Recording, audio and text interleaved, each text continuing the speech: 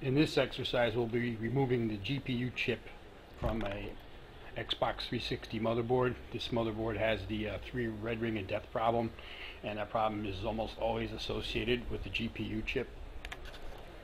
We'll be removing the chip on the Bird 3000, and next I will prepare the board for chip removal.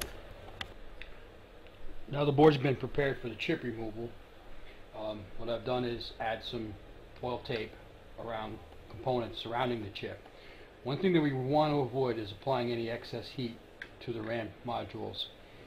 They're much less dense than the GPU chip, and the solder melts a lot easier, so best practice is to shield them from the heat of the infrared lamp. Also, you want to protect the chip itself with foil tape, because these components on top of the chip are prone to become loose, and if you accidentally touch one during the operation, you'll ruin the chip. And on top of the foil is a thin layer of flux, because flux gel actually. The reason we do that is we do not want to cause any discoloration of the chip, because that will basically ruin it. Reballing a Xbox 360 GPU chip is a very difficult, tedious procedure. You basically have zero margin for error. The Bird 3000 is the machine to do it with. It absolutely can handle the job without a problem. However, what I recommend is to replace the chip as opposed to attempt to reball it. You can buy them from the Chinese web stores online. They're readily available for about $20, and it's much easier just to replace the chip than reball the chip. But this exercise, we will do the reball as well. Now in this step, I'm going to program the machine temperatures to what I need to use to get the chip off the Xbox 360 board. So first I'll start the machine up.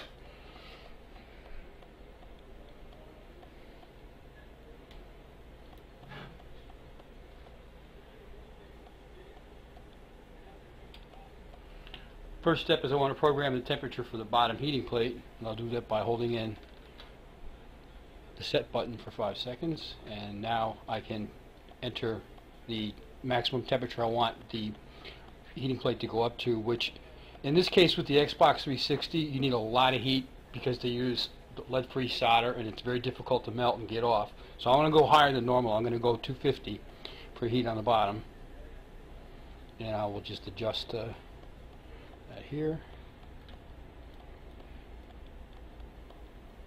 It's 250. And that's set. Hit set again. Now if I want to program the alarm, which isn't really necessary in this case, I would do the same procedure, but no need to. So hold the button in. Now it's back to normal. Same exact setup for the infrared beam, the black infrared light. So I want to set that to probably 270 degrees maximum.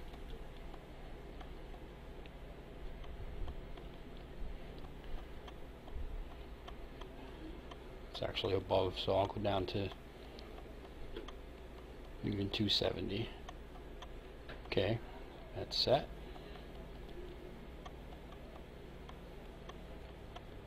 Next I'll program the alarm. I want that to go up to about, say, 250 Celsius. It'll make a high-pitched sound, which basically warns you that you're in the area you need to be to complete the reflow. Hold the button in.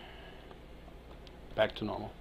Okay, first step is to, well, place the board on the machine.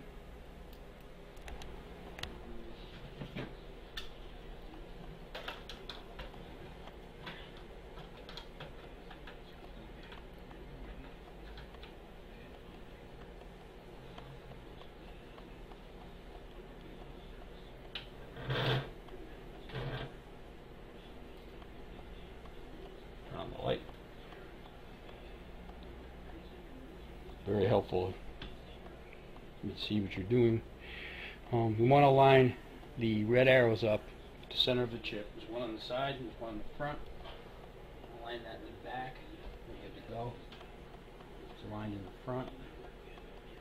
Good to go again. Tighten the work area down. Now we want to attach the temperature sensor, which is going to give us the exact temperature of the chip during the process that's taking place here, right on top of the chip.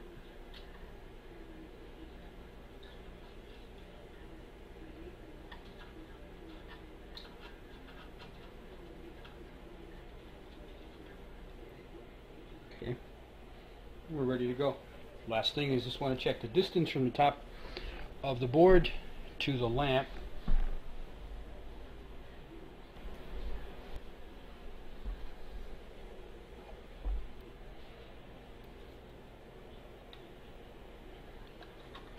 Lower it down to 3 centimeters.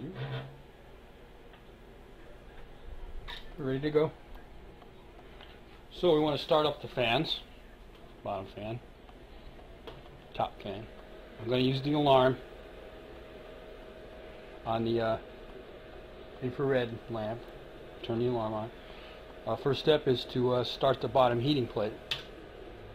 We're going to let this warm up until it reaches the temperature about 250 Celsius, and we're going to let it sit at 250 Celsius for about 5 minutes to get a good even heating on the board.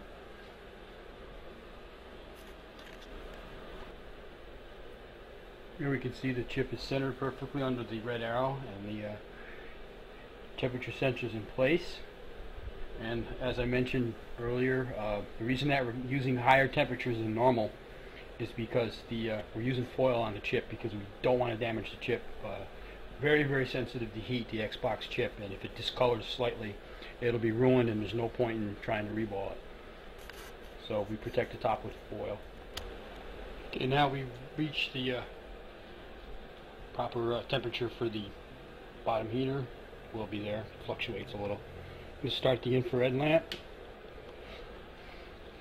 and now it's just a matter of waiting for it to heat up until we hear the alert, which will let me know that we're approaching the temperature necessary to lift the chip. I also have my chip lifting tools handy. You want to have these ready before you start because you don't want to be in the middle of it and notice you don't have the chip lifter in your around. So what I use is plunger based chip lifter, and I just nudge it with a X-Acto knife just to see if it's loose.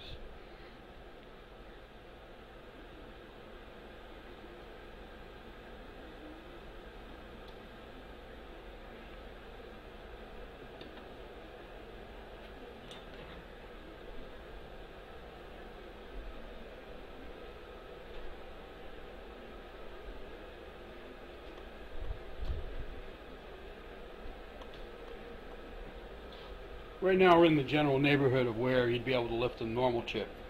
But as I said, the Xbox 360 GPU is definitely not a normal chip.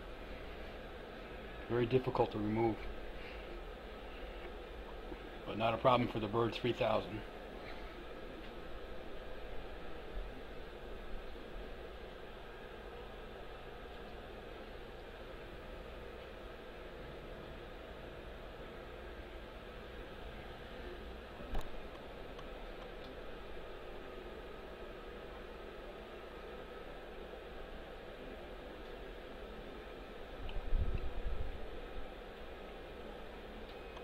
And there's the alarm right on cue.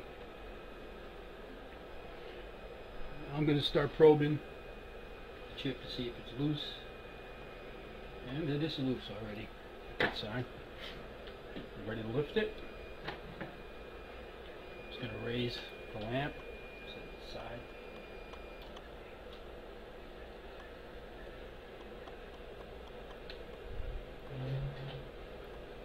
Perfect lift.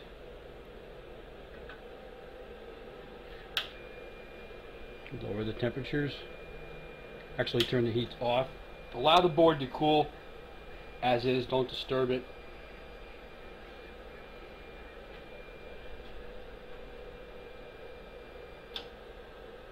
It'll cool on its own. Take about 20 minutes to a half hour. Should also mention, don't power the machine off till it's completely cooled down. You want the fans to do the work and take the heat out of the system.